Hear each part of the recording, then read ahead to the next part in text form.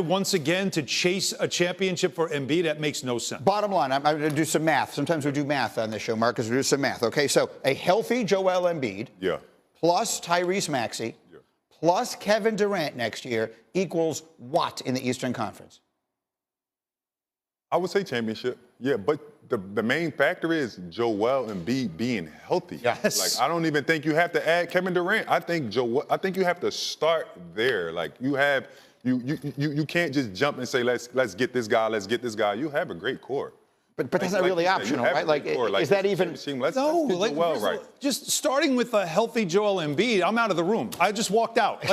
Just start with that part. That has never happened before. You got to write that in pencil, and it'll be erased before you finish writing it. Like that, he's never healthy. The franchise has to accept where they are with him and look at going forward and sort of drag him along. This is almost late 90s Knicks with Patrick Ewing, where Patrick Ewing there was not much gas left in the tank. So they got Sprewell, they got Houston, they got Larry Johnson. They tried to just build a team where he's just doesn't have to be the centerpiece. The same thing has to be done in Philadelphia. Giving up that 3 pick makes no sense. All right, we'll see if that's what winds up happening. Again, all eyes are going to be on Giannis. All eyes are going to be on KD and other big-name stars once we get to free agency. In the meantime, we got Game 1 of the Western Conference Finals tonight. Top-seeded Thunder. If I said Anthony Edwards is the best player remaining in the playoffs, is that fact or fiction?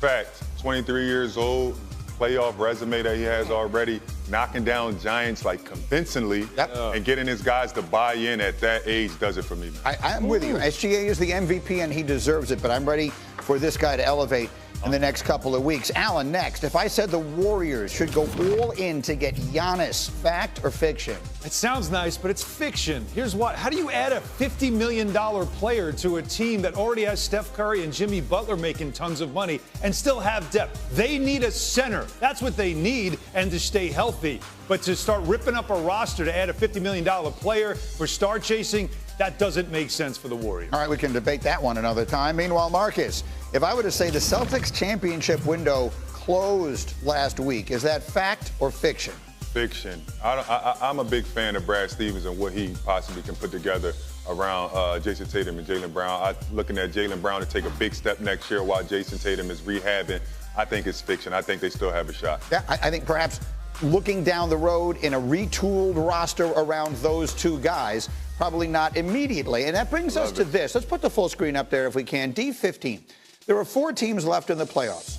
And based on who they are, we are guaranteed to have our 7th different NBA champion in the last 7 seasons. This will be the first time in NBA history, and this is a league that goes back to the late 40s, first time in history that there will be 7 different champions in a 7-season span. That is quite a remarkable note when you look at it. Does it suggest that dynasties, that super teams are officially dead in the NBA? I wanted to bring in Schrager and Bart on this because they've all got opinions and everyone's got a take, but I'm looking right at you, Alan Hahn. You're my talk show host, compadre. Are super teams, dynasties dead in the NBA? No, this is just a lull right now. This is 7 years, a long lull. It is a long lull. It's a little dormancy right now, but I do believe that there are new ones forming, built a little differently, not like in the old days or in the recent days where stars come together in free agency. I think the Oklahoma City Thunder could be on the verge of being the next dynasty. They are a young team. They are all draft players that you put together, and they have been 60-win teams for back-to-back seasons. They are on their way to maybe winning a championship this year, and that could start for them a new dynasty, one of those teams that you got to beat every year if you want to win a championship yourself. Marcus, what do you think? I play devil's advocate to that because what if they don't win? Do they swing big and get some of them young guys out of there and get a veteran in there that can kind of piece it all together, right? And does that become a super Sam Presti panic?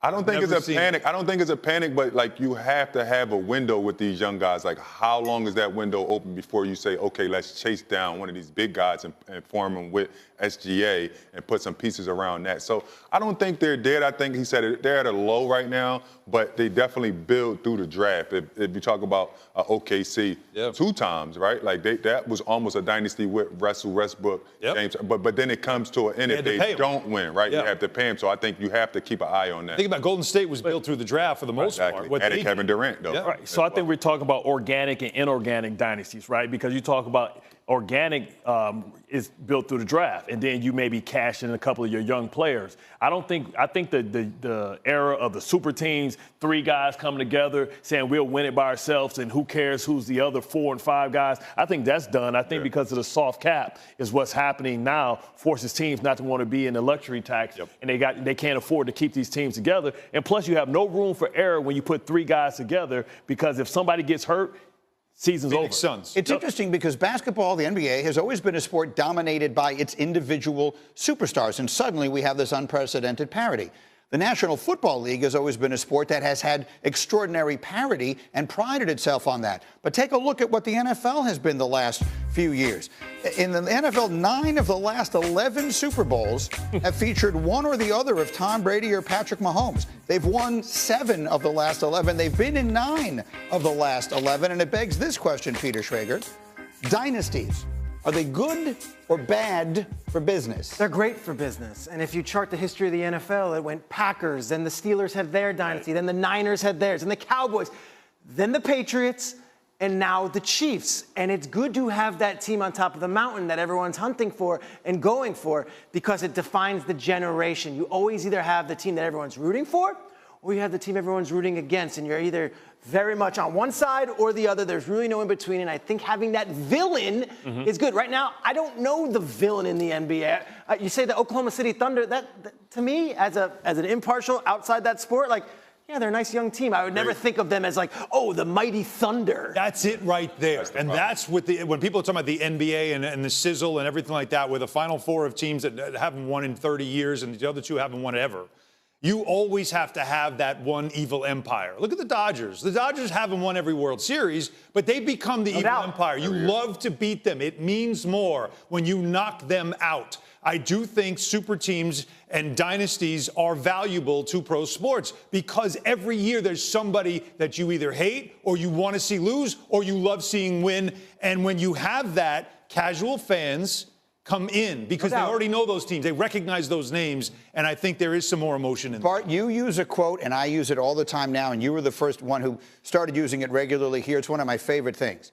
You either die a hero or live long enough to be the villain. The Chiefs were the most beloved team in football, right? Oh, young Patrick Mahomes, he's so great. Andy Reid, lovable. He's so lovable. Big jolly Andy Reid, Travis Kelce. All of a sudden now the world hates them. Sick of the Chiefs. Because it goes around that way. Love you, Taylor. There is something to be said for that. Well, yeah, because most of these dynasties, they always start off as the little engine that could. You think about the Patriots, how they started going against, at that time, the dynasty was the greatest show on turf. Correct. And I think that's what happens, and we draw everybody in, then people get fatigued, and they want to see somebody else come up. And ultimately what happens is the team, outsources itself, and people start cannibalizing each other and taking their coaches, and then a new team emerges. And plus, if you look, Marcus, at your league right now, at the NBA right now, all the places where they've tried to add superstars together to the mix. I mean, the Lakers, they go out, they get Luka Doncic, they're out in the first round. The Sixers, every single year it feels like they add a superstar. They didn't even make the playoffs this year. The Suns put together a